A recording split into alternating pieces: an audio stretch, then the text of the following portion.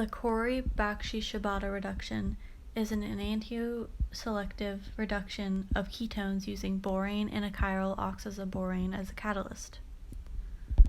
To synthesize the CBS reagent, a compound called oxazoborolidine is reacted with pH 3. The lone pair of electrons on the nitrogen attaches to the boron, creating a covalent bond. This is the CBS reagent. Approximately half of the CBS reagent will be R-oriented and half will be S-oriented. Both can be used to reduce ketones to alcohols.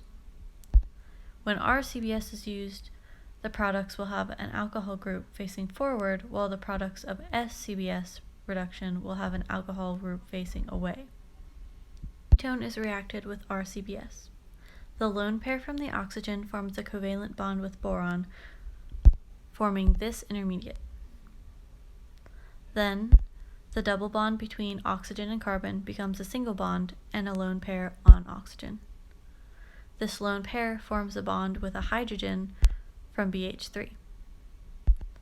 Next, the bond between the boron and oxygen breaks, leaving an alcohol. To determine whether CBS reduction of ketones is an endothermic or exothermic reaction, we need to take a look at the bond energies of each bond that was broken or formed. Two bonds, oxygen and hydrogen, and carbon and hydrogen, were formed, while the double bond between carbon and oxygen and the boron and hydrogen bonds were broken. Since the bond energy of the broken bonds was higher than that of the bonds formed, we can infer that the reaction is endothermic and therefore has a positive delta H value. Since delta H and delta G are directly related, delta G will also be positive. Delta G is inversely related to K, meaning that K will be negative. From this information, we can predict that the reaction coordinate diagram for CBS reduction of a ketone will look something like this. In some cases, an R group can be added to the boron to speed up the reaction.